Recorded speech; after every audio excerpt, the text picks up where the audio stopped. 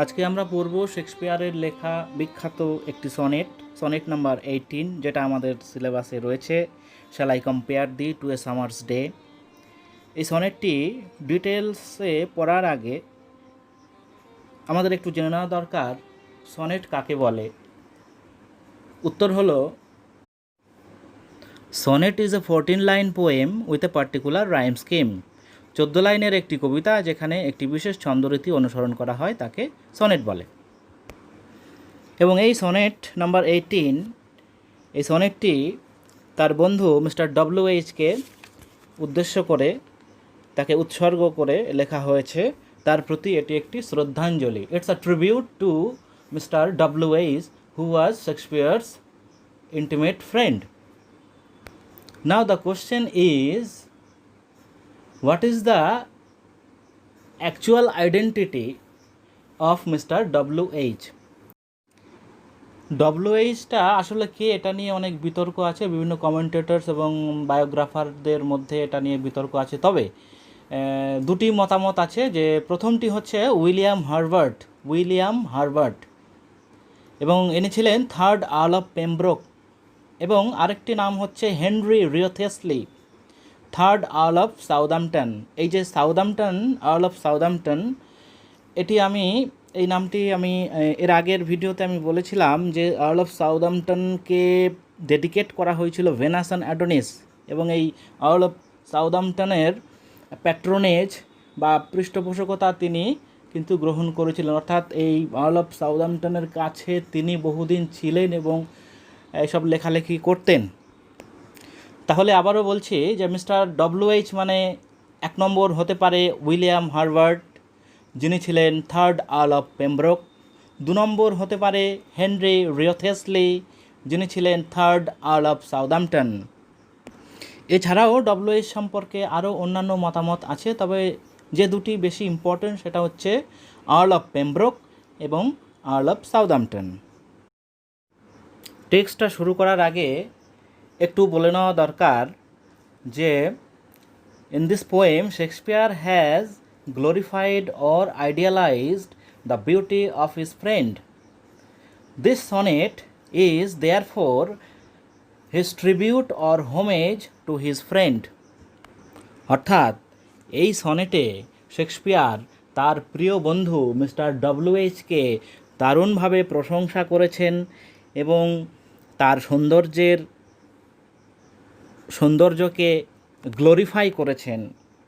এবং সেই জন্য এটাকে বলা হয়, এই কবিতাটিকে বলা হয় যে এটি একটি tribute or homage to his friend, বন্ধুর প্রতি শেক্সপিয়ারের একটি হোমেজ বা শ্রদ্ধাঞ্জলি। তাহলে কিভাবে শ্রদ্ধাঞ্জলিটা তিনি জানিয়েছেন, কিভাবে তিনি প্রশংসা করেছেন, তাহলে জেনে নেওয়া যাক। যে প্রথমেই তিনি বলছেন যে আমার প্রিয় বন্ধু, দেখো, তোমার সৌন্দর্যের সঙ্গে কোনো গ্রীষ্মকালের সৌন্দর্যের সাথে তোমার সৌন্দর্যকে আমি কোনো রকম তুলনা করতে চাই না, কারণ গ্রীষ্মকালের সৌন্দর্য থেকে তোমার যে সৌন্দর্য সেটা অনেক বেশি, অনেক লাভলি, অনেক টেম্পারেট। তিনি যুক্তি দিয়ে বুঝিয়েছেন যে গ্রীষ্মকালে যে সমস্ত ছোট ছোট ফুল থাকে সেইগুলোও নষ্ট হয়ে যায়, এমনকি গ্রীষ্মকালের সময়সীমাও অত্যন্ত সংক্ষিপ্ত।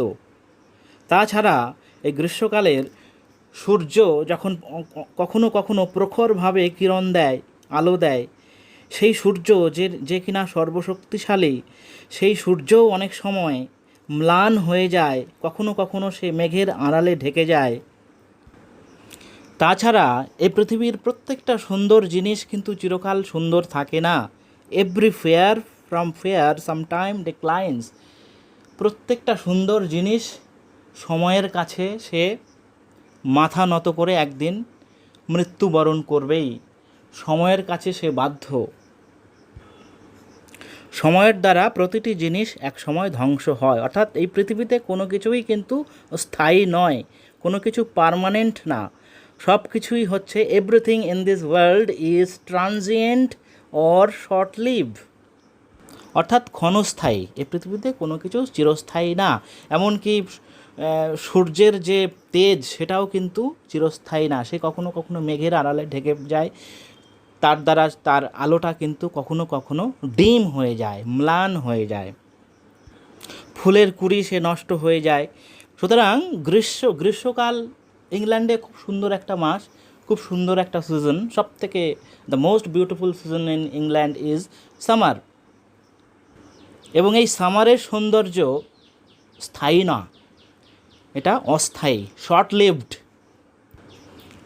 অর্থাৎ কালের নিয়মে সব কিছুই কিন্তু একদিন মরে যায়। কিন্তু শেক্সপিয়ার বলছেন যে বন্ধু, তোমার সৌন্দর্য কিন্তু চিরকাল চিরস্থায়ী থাকবে, তোমার সৌন্দর্য কিন্তু ফেড হবে না, নষ্ট হবে না, ধ্বংস হবে না, তোমার সৌন্দর্য হচ্ছে এটারনাল, চিরস্থায়ী।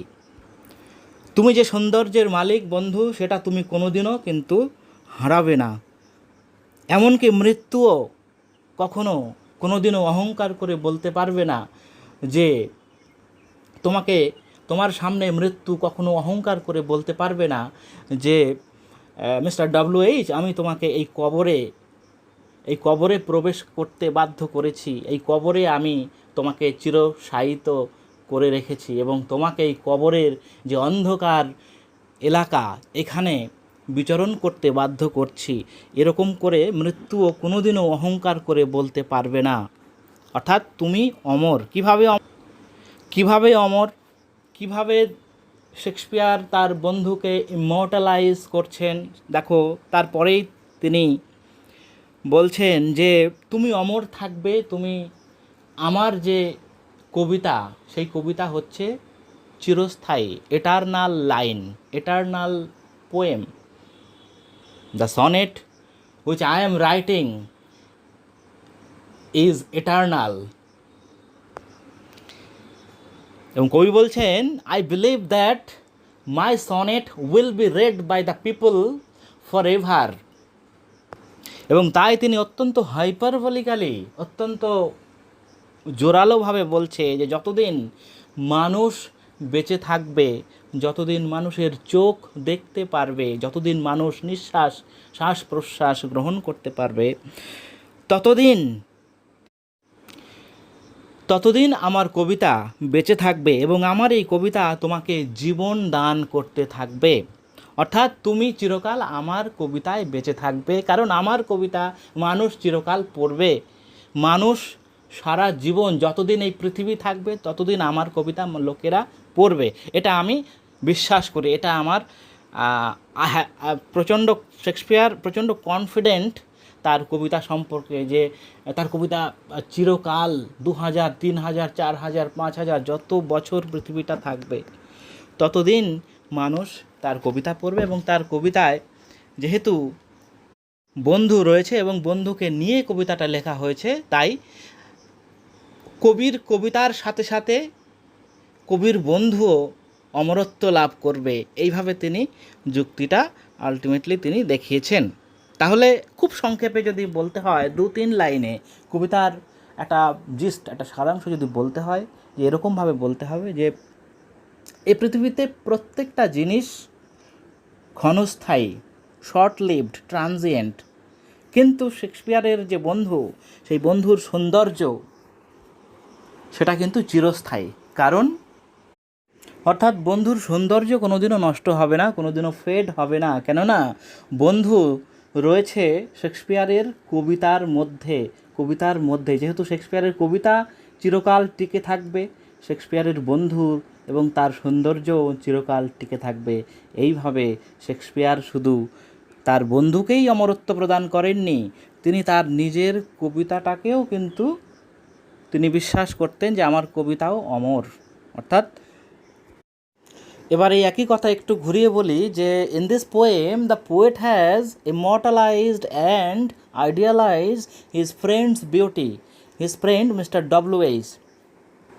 According to poet, in this world everything is a subject to decay and death.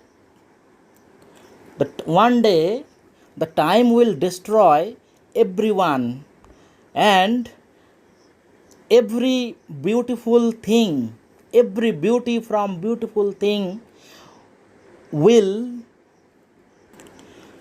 be destroyed by the time someday.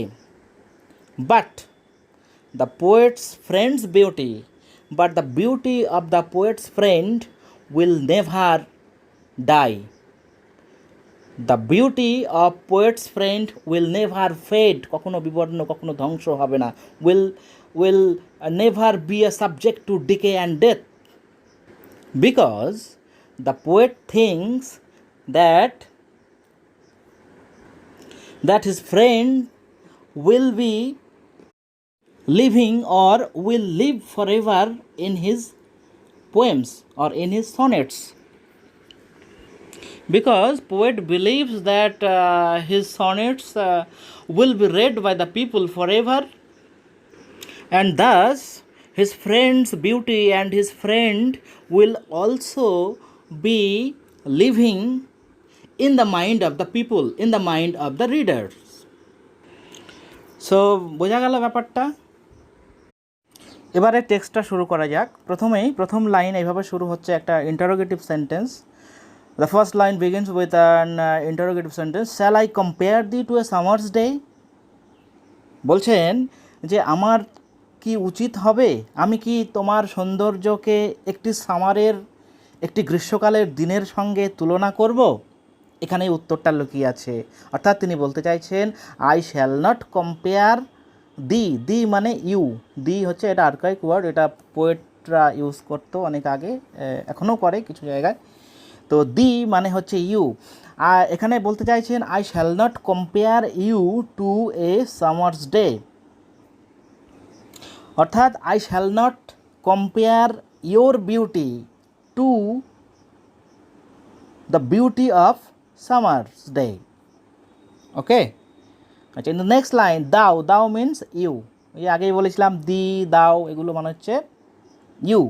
দাও আর্ট, আর্ট, এই আর্ট মানে হচ্ছে ARE, দাও আর মানে you are more lovely and more temperate. কবি বলছেন যে আমি তোমার সৌন্দর্যকে একটি সামারের সৌন্দর্যের সাথে আমি তুলনা করতে চাই না, কারণ you are more beautiful and more temperate মানে সুইট বা সুদিং, আর লাভলি মানে সুন্দর। তাহলে কবির বন্ধু মিস্টার WH সে সামারের থেকেও অনেক বেশি সুন্দর, অনেক বেশি সুইট, অনেক বেশি লাভলি। আচ্ছা, এখানে একটা জিনিস লক্ষ্য করো যে কম্পেয়ারের পরে এখানে একটা প্রিপোজিশন টু আছে। নর্মালি কি হয় যে কম্পেয়ারের সঙ্গে পরে এই প্রিপোজিশনটা কি হয়, কম্পেয়ার উইথ হয়, কিন্তু এখানে টু আছে। কেন টু আছে সেটা আমাকে কমেন্টে জানাবে, কিংবা অন্য কোথাও আমাকে জানাবে। এখানে কেন উইথ কেন হলো না, why the poet has used compare to, এখানে কম্পেয়ার টু কেন, উইথ কেন হলো না? ঠিক আছে, তাহলে কবি তার বন্ধুকে সামারের সঙ্গে তুলনা করতে চাইছেন না, তার যুক্তি, তার কারণ তিনি দেখিয়েছেন তার পরের লাইনেই বলছে, কেননা rough winds do shake the darling birds of May. Rough, actually rough মানে খসখসে, এখানে রাফ মানে the stormy wind, storm. Rough winds, the gust of wind, do shake নাড়িয়ে দেয়, শেক মানে ঝাঁকানো বা নাড়িয়ে দেওয়া, কাঁপিয়ে দেওয়া। Do shake the darling birds of May, darling মানে প্রিয়, বার্ডস মানে ফুলের কুড়ি, মে মাস, অর্থাৎ মে মাসের ফুলকে নষ্ট করে দিচ্ছে কোনো একটা দমকা বাতাস এসে। অর্থাৎ সামারের যে সৌন্দর্য সেটা কিন্তু নষ্ট হয়ে যায়। সামারের সৌন্দর্য কি, ফুল নষ্ট হয়ে যাচ্ছে কখনো কখনো। আবার and summer's lease hath all too short a date, এবং সামারের যে লিজ মানে ডিউরেশান, এবং এই যে সামার গ্রীষ্মকালের যে সময়সীমা, ডিউরেশান, লিজ, হ্যাথ মানে has, HAS, has too short a date, সেটা টু শর্ট মানে খুব সংক্ষিপ্ত, এ ডেট, এখানে ডেট মানে এখানে টাইম, ডেট মানে কোনো দিন তারিখ নয়, এটাকে সিনেকডকি কি সেটা আমি পরে ডিটেলসে বলবো। এটা একটা ফিগার অফ স্পিচ, রেটোরিক বা অলংকার। অর্থাৎ এটা মানেটা আগে বোঝো, তারপরে আমি অলংকার নিয়ে পরে আলোচনা করব। And summer's lease hath all too short a date, গ্রীষ্মকালের যে ডিউরেশান, যে সময়সীমা, সেটাও তো অত্যন্ত সংক্ষিপ্ত, সেটাও তো দীর্ঘস্থায়ী না, শর্ট লিভ। এবং কখনো কখনো তিনি বলছেন তারপর যে sometime too hot the eye of heaven shine, কখনো কখনো সূর্যের যে দ্য আই অফ হেভেন, দেখো এখানে একটা মেটাফোর আছে খুব সুন্দর, sometime too hot the eye of heaven. Eye of heaven মানে এটা সান, এখানে কিভাবে সান, আই মানে চোখ, হেভেন মানে হচ্ছে স্বর্গ। এখানে স্বর্গ তো নয়, এখানে আকাশকেই হেভেন বলা হয়, কবিরা আকাশকেই হেভেন বলে মনে করতেন, তাই আই অফ হেভেন অর্থাৎ অর্থাৎ আকাশের, হেভেন মানে এখানে স্কাই, ঠিক আছে, আকাশের চোখকে, সেটা হচ্ছে সূর্য। বলছে যে sometime too hot the eye of heaven shines, কখনো কখনো সূর্য অত্যন্ত তীব্রভাবে, অত্যন্ত উত্তপ্তভাবে কিরণ দেয়, and often is his gold complexion dimmed, এবং কখনো কখনো তার যে স্বর্ণালী, তার যে সোনালি বর্ণ, কমপ্লেকশন মানে বর্ণ, ডিমড মানে ম্লান হয়ে যায়, ঠিক আছে। তাহলে দেখো যে গ্রীষ্মকালের ফুল নষ্ট হয়ে যাচ্ছে, গ্রীষ্মকালের যে সময়সীমা সেটা অনেক কম, তারপরে গ্রীষ্মকালে যে সূর্য অত্যন্ত অত্যন্ত সাংঘাতিক উত্তপ্ত হয়ে আলো দেয়, সেও কিন্তু কখনো কখনো তার যে গোল্ড কমপ্লেকশান, তার যে সোনালি রং, সেটাও কিন্তু ডিম হয়ে যায়। কিভাবে ডিম হয়, কিভাবে ডিম মানে ম্লান হয়ে যায়, কখনো কখনো সূর্যের তেজ কমে আসে, কিভাবে, with the help of cloud, কখনো কখনো মেঘের দ্বারা সে আচ্ছাদিত হয়ে যায়।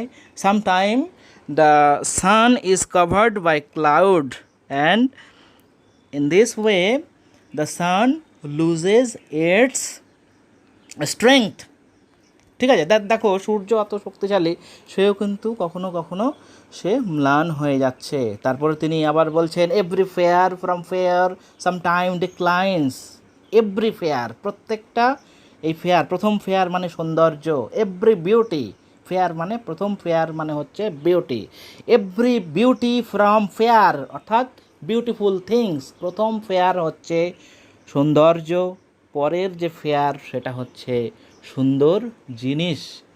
তাহলে প্রত্যেকটা সৌন্দর্য, প্রত্যেকটা সুন্দর জিনিসের সামটাইম ডিক্লাইন্স, কখনো কখনো ডাউনফল, ডিক্লাইন মানে ডাউনফল, নষ্ট হয়ে যায়, অর্থাৎ সুন্দর জিনিসের সৌন্দর্য কখনো কখনো, প্রত্যেকটা সুন্দর জিনিসের যে সৌন্দর্য আছে সে তার সৌন্দর্য কিন্তু হারিয়ে হারিয়ে ফেলে বা নষ্ট হয়ে যায়। কিভাবে, by chance or nature's changing course untrimmed, কীভাবে, ঘটনাচক্রে, বাই চান্স অথবা নেচার্স চেঞ্জিং কোর্স, এই যে প্রকৃতির একটা একটা একটা কোর্স অফ টাইম, এই যে একটা ঘটনা, একটা প্রবাহ, প্রকৃতির মধ্যে যে একটা সময়ের একটা প্রবাহ, সেই প্রবাহে সেই সময় কিন্তু আনট্রিমড মানে ছিনিয়ে নেয়, সময় কিন্তু ছিনিয়ে নেয় প্রত্যেকটা সুন্দর জিনিস থেকে। কি ছিনিয়ে নেয়, সৌন্দর্য ছিনিয়ে নেয়। আনট্রিমড মানে ROBBED, রবড অর্থাৎ ডিপ্রাইভ, সময় কি করছে, প্রত্যেকটা সুন্দর জিনিস থেকে তার সৌন্দর্য ছিনিয়ে নিচ্ছে। অর্থাৎ এই পৃথিবীতে প্রত্যেকটা জিনিস, কোনো জিনিসের সৌন্দর্য চিরস্থায়ী না, মানে এটারনাল নয় কোনো কিছুই, প্রত্যেকটা জিনিস হচ্ছে subject to decay and death. সেই জন্যেই তিনি তুলনা করতে চান না তার বন্ধুকে কোনো একটা গ্রীষ্মকালের কোনো একটা দিনের সাথে তিনি তুলনা করতে চান না, কারণ গ্রীষ্মকালের সৌন্দর্য ক্ষণস্থায়ী, গ্রীষ্মকালের প্রতিটা জিনিস অস্থায়ী, কোনো জিনিস পার্মানেন্ট নয়, তাই তিনি তুলনা করতে চান না। কিন্তু তিনি বলছেন বাট, দেখো বাট দিয়ে শুরু, but the eternal summer shall not fade, এই গ্রীষ্মকাল, এই প্রকৃতির প্রত্যেকটা সিজন কিন্তু, কোনো সিজন কিন্তু স্থায়ী না, চলে যায় আবার আসে, অর্থাৎ অস্থায়ী সব কিছু। কিন্তু but the eternal summer shall not fade, কিন্তু তোমার যে সামার, এখানে সামার মানে হচ্ছে সৌন্দর্য, এখানে ইয়োর সামার, বাট দাই মানে ইয়োর, এই যে আগে বলেছিলাম দাও, দাইন, তারপরে দি, এখানে আছে দাই মানে ইয়োর, দাও মানে তুমি। তো বাট দ্য ইটারনাল সামার, কিন্তু তোমার যে সামার, এখানে সামার এটা মেটাফোর, আমি রেটোরিক্যাল ডিভাইসেসগুলো পরে আলোচনা করে দেবো আমি, কোথায় কী কী অলঙ্কার আছে। বাট দ্য ইটারনাল সামার, কিন্তু তোমার যে সৌন্দর্য, তোমার যে গ্রীষ্মকাল, এখানে গ্রীষ্মকাল তো নয়, your beauty, but the eternal summer eternal beauty shall not fade, কিন্তু তোমার যে সৌন্দর্য সেটা কখনোই ফেড হবে না, বিবর্ণ হবে না। তোমার সৌন্দর্য হচ্ছে eternal, your beauty is eternal, you will never lose your beauty. How, কীভাবে?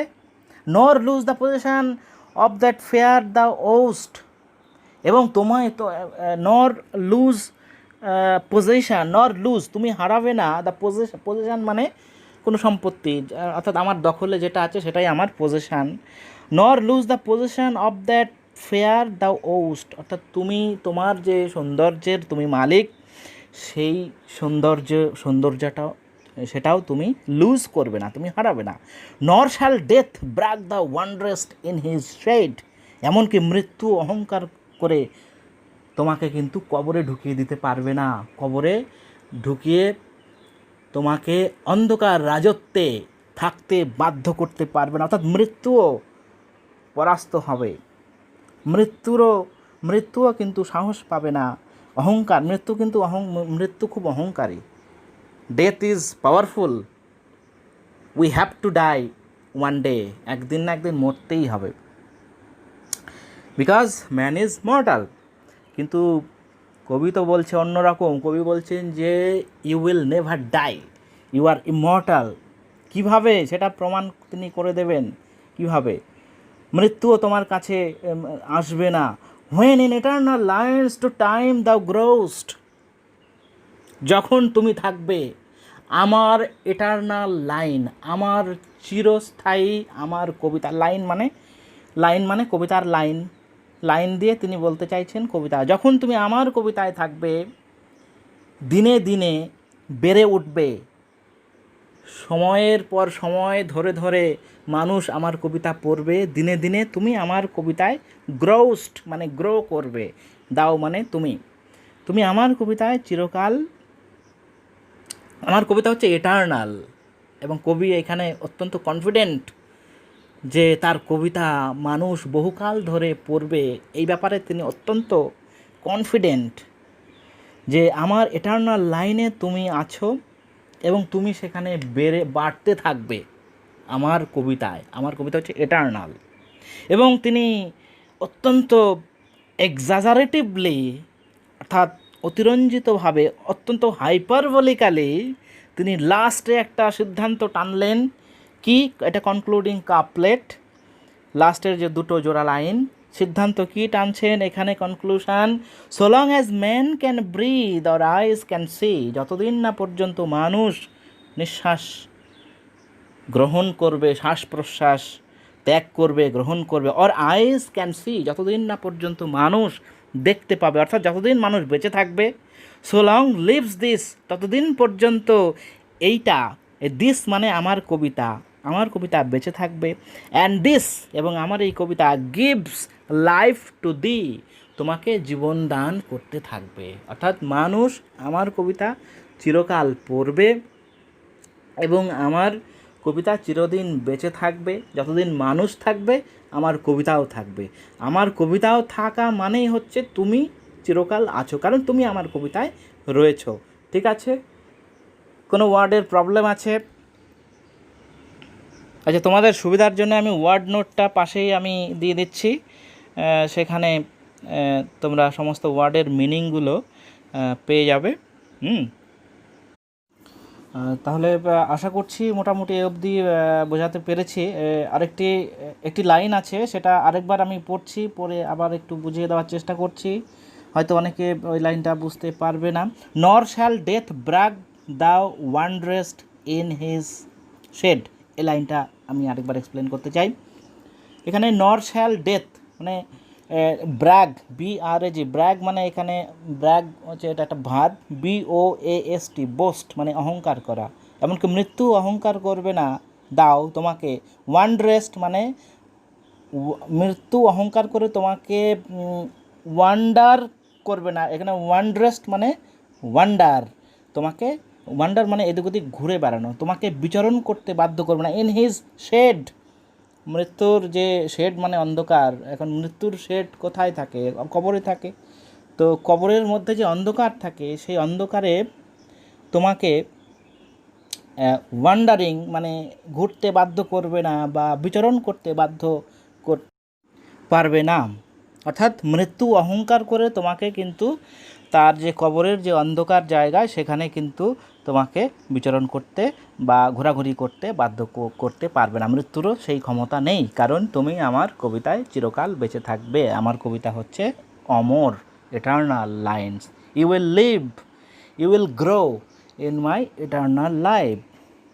Death cannot boast, death cannot boast, death will not be able to claim that it has snatched your beauty away and has made you wander in the darkness of its region. মৃত্যু অহংকার করে কখনোই বলতে পারবে না যে তো mister WH তোমাকে তোমার সৌন্দর্য ছিনিয়ে নিয়ে আমি তোমাকে অন্ধকার রাজত্বে বিচরণ করাচ্ছি, অন্ধকার রাজত্বে তোমাকে আমি ওয়ান্ডার করাচ্ছি। ওয়ান্ডার, WANDER, ওয়ান্ডার, এটা ওয়ান্ডারেস্ট মানে হচ্ছে ওয়ান্ডার, ঘুরে ঘুরে বেড়ানো, ঠিক আছে? ওয়ান্ডারার যে ঘুরে ঘুরে বেড়ায়, ঠিক আছে?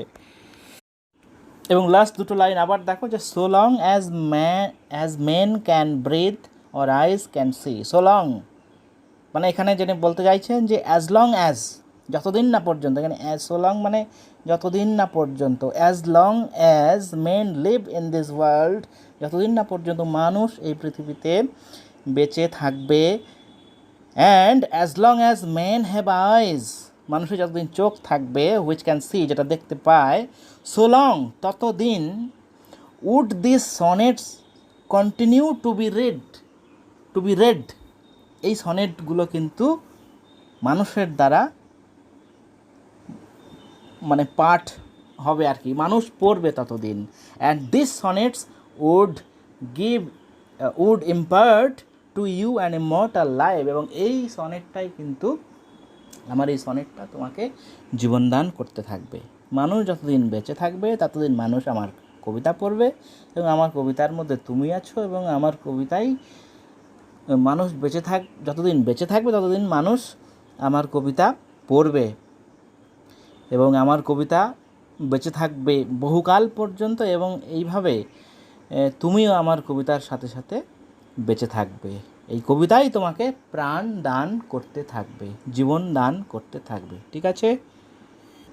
আচ্ছা, এবার আলোচনা করব খুব সংক্ষেপে যে কিছু রেটোরিক্যাল ডিভাইসেস বা ফিগার অফ স্পিচ বলা হয়, বাংলায় বলা হয় অলংকার, বাক্যালঙ্কার। অর্থাৎ কি সেটা, যে আমরা অনেক সময় বলি যে যে he is a Bollywood star, বা XYZ, Akshay Kumar is a Bollywood star. একটা মানুষ আবার স্টার হতে পারে কোনোদিনও? নো। মানুষ আবার স্টার কী করে হবে? মানুষের সাথে স্টারের তুলনা হচ্ছে। স্টার যেমন নক্ষত্রে জল করে জ্বলতে থাকে, বহু দূর থেকে দেখা যায়, তেমনি একজন মানুষ সেই বলিউডের সে অভিনয় করছে, সে অত্যন্ত স্টারের মতোই সে মূল্যবান, ঠিক আছে? তো এটা মেটাফোর বলা হয়, এটা হচ্ছে অলংকার, শুনতে ভালো লাগে।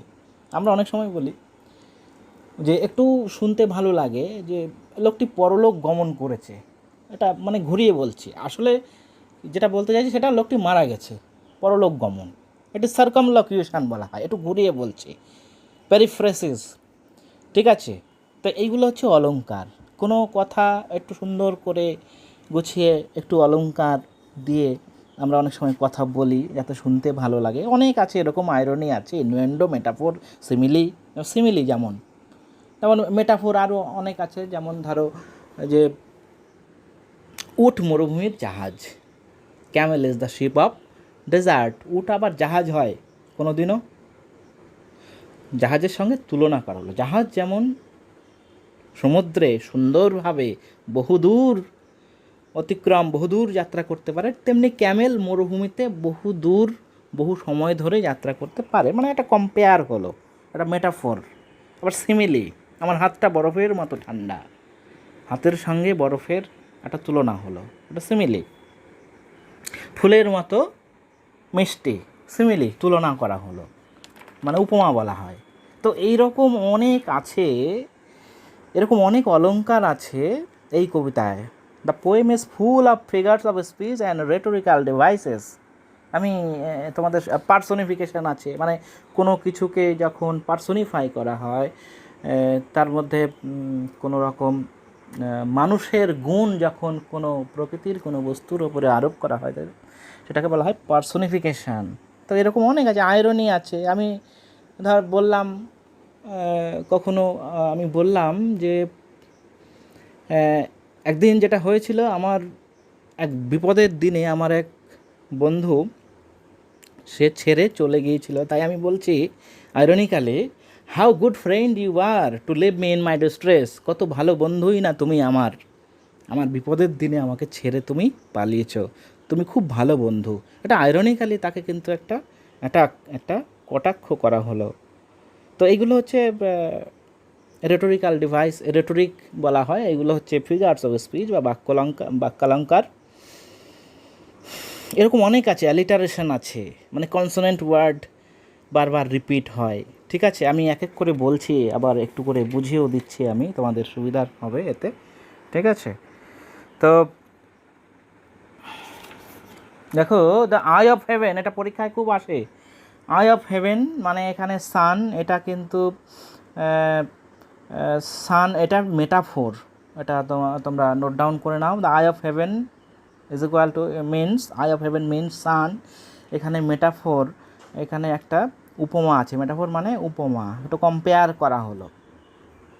ঠিক আছে, তো তারপরের আরেকটা যেটা খুব important, fair from fair, F is alliterated. দেখো consonant sound, the first consonant sound is, consonant হচ্ছে F, F is alliterated in the consecutive words, পরপর অ্যালিটারেটেড হলো। ফেয়ার, ফেয়ারের এফ, ফ্রমের এফ, আবার ফেয়ারের F, the F is alliterated. তো every fair from fair sometime declines, এটা হচ্ছে অ্যালিটারেশন, বাংলায় বলা হয় অনুপ্রাস। আমি আরেকটা এক্সাম্পল দিচ্ছি, আমরা পড়েছিলাম তখন মাস্টার ডিগ্রিতে, সেটা হচ্ছে এনশিয়েন্ট মেরিনার হচ্ছে বড় একটি কবিতা। সেটা কার লেখা? সেটা হচ্ছে এস.টি. কোলরিজ বা স্যামুয়েল টেইলর কোলরিজ, ওয়ার্ডসওয়ার্থের প্রিয় বন্ধু। সেই কোলরিজের লেখা এনশিয়েন্ট মেরিনার থেকে একটি লাইন আমি বলছি, যে অ্যালিটারেশন কি সুন্দর, ভালো লাগে শুনতে। হচ্ছে fair breeze blew, the white foam flew, the furrow followed free. F, দেখো এফ কি সুন্দর অ্যালিটারেশন, কি সুন্দর রিপিটেশান, পুনরাবৃত্তি হচ্ছে F. The fair breeze blew, the white foam flew, the furrow followed free, শুনতে ভালো লাগে। তাই এগুলো বিভিন্ন কবি এইসব রেটোরিক্স বা ফিগার্স অফ স্পিচ বা বাক্যালঙ্কার ব্যবহার করেন। তো তারপরে but the eternal summer, your summer, এই যে সামার মিন্স, এখানেও একটা মেটাফোর রয়েছে। এখানে সামারের সঙ্গে সৌন্দর্যের একটা তুলনা, মেটাফোর মানে হচ্ছে তুলনা যখন করা হয় দুটি বস্তুর মধ্যে অন্তর্নিহিত তুলনা, তখন তাকে বলা হয় মেটাফোর। যেমন হচ্ছে you are the star, you are a star. ঠিক আছে, the camel is the ship of desert, উট মরুভূমির জাহাজ, উটের সঙ্গে জাহাজের একটা কম্পেয়ার হলো। যাই হোক, তো সামার, এটার্নাল সামার, এটা এখানে মেটাফোর রয়েছে। এবং last but not the least, সেটা হচ্ছে লাস্টের দুটো লাইনে, সেটা একটা এক্সাজারেশন, একটা অতিরঞ্জিত একটা বাক্য, এটাকে বলা হয় হাইপারবোল বা হাইপারবোলিক লাইনস, এগুলো হাইপারবোল। ঠিক আছে, হাইপারবোল আমি এখানে পাশেই লিখে দিচ্ছি, তোমাদের সুবিধা হবে। তাহলে এই হচ্ছে মোটামুটি অ্যালিটারেশন আছে, প্রচুর মেটাফোর আছে, দু জায়গায় মেটাফোর রয়েছে, এটার্নাল সামার এবং I of heaven. Eye of heaven মানে সান, এটার্নাল সামার মানে eternal beauty, summer means beauty. ঠিক আছে, এছাড়া রয়েছে ফেয়ার ফ্রম ফেয়ার, এখানে এফ ইজ অ্যালিটারেটেড, অর্থাৎ এখানে রয়েছে অ্যালিটারেশন। ঠিক আছে, এছাড়া আরেকটা জায়গা আছে, সেটা হচ্ছে প্রথম থেকে চতুর্থ লাইনের লাস্ট, শর্ট ডেট। এখানে ডেট, এটা সিনেক ডকি, ডেট মানে তিনি বলতে চাইছেন টাইম, একটা টাইমের একটা অংশ হচ্ছে date. Part for the whole, একটা পুরো ব্যাপারটাকে বোঝানোর জন্য তার ক্ষুদ্র ছোট্ট একটা অংশ। আমরা বলি না অনেক সময় যে মাথা পিছু 10 টাকা, অ্যাকচুয়ালি মাথা পিছু তো নয়, এটা অ্যাকচুয়ালি গোটা বডি পিছু। তাই এটা হচ্ছে date for time. The word date has been used to mean time. This is called synecdoche. এগুলো মাস্টার ডিগ্রিতে বা আরও বড় হয়ে যখন তোমরা লিটারেচার নিয়ে পড়বে, বাংলা হোক বা ইংরেজি হোক, তখন তোমরা রেটোরিক্যাল ডিভাইসেস বা ফিগারস অফ স্পিচ নিয়ে আরও অনেক আছে এরকম, সেগুলো তোমরা জানতে পারবে। ঠিক আছে। এবং সবশেষে একটা কথা বলবো, এটা আমার বারবার মনে হয়েছে যে শেক্সপিয়ার কি করে তিনি বুঝলেন যে তার কবিতা লোকে পড়বে, তিনি কি করে এতটা এতটা কনফিডেন্স যে বহু বছর চিরকাল একবারে মানে শাশ্বত ইটারনাল তার কবিতা হবে, এটা আমার বারবার মনে হয়েছে। আসলে এটার ব্যাপারটা হয়েছে যে he was fully conscious of his exceptional gift as a poet. তার যে ট্যালেন্ট আছে সেটা তিনি জানতেন এবং তিনি এটা খুব দৃঢ়ভাবে বিশ্বাস করতেন যে আমার সনেট কিন্তু মানুষ লোকে পছন্দ করবেই করবে। He knew that his works would be read for all times to come. তিনি জানতেন তার লেখাগুলো, তার কবিতা, তার নাটক ইত্যাদি এগুলো সারা জীবন ধরে বিভিন্ন যুগে যুগে তার লেখাগুলো কিন্তু মানুষ পড়বে। এই বিষয়ে তিনি কিন্তু অত্যন্ত দৃঢ় বিশ্বাসী ছিলেন এবং অত্যন্ত তিনি আত্মবিশ্বাসী ছিলেন। ঠিক আছে, এই অবধি থাক তাহলে। আর কোনো যদি অসুবিধে থাকে তাহলে প্রশ্ন করা যেতে পারে আমাকে। ঠিক আছে, ব্যাস। আচ্ছা, আরেকটা বিষয় যে স্ট্রাকচার, এর আগের দিন আমি আলোচনা করেছিলাম যে স্ট্রাকচার মানে গঠনটা কীরকম, যে 4-4-4-2 টোটাল 14 লাইন, 3টে কোয়াট্রেন আছে, লাস্টে একটা কনক্লুডিং মানে সিদ্ধান্ত বাক্য, ওগুলো বলা হয় কনক্লুডিং কাপলেট। তাহলে 3 কোয়াট্রেন এবং একটা কনক্লুডিং কাপলেট। এবং এখানে রাইম স্কিম এর আগেও আমি বহুবার আলোচনা করেছি যে AB AB, CD CD, EF EF এবং জি জি, লাস্টের দুটো হচ্ছে সি এবং ডি, এটা জি জি। তাহলে এই হচ্ছে রাইম স্কিম। এবং এখান থেকে প্রশ্ন কি আসতে পারে, খুঁটিয়ে পড়লে পরে শর্ট কোশ্চেন সব পারা যাবে, এবং ভালো করে খুঁটিয়ে পড়লে শর্ট ব্রড সবই এখান থেকে কিন্তু পারা যাবে। এবং কোশ্চেন, ব্রড কোশ্চেন বা একটু এলাবোরেট টাইপের কোশ্চেন যেইগুলো হয় আর কি, সেইগুলো নিয়ে অন্য একদিন আলোচনা করা যাবে। ঠিক আছে।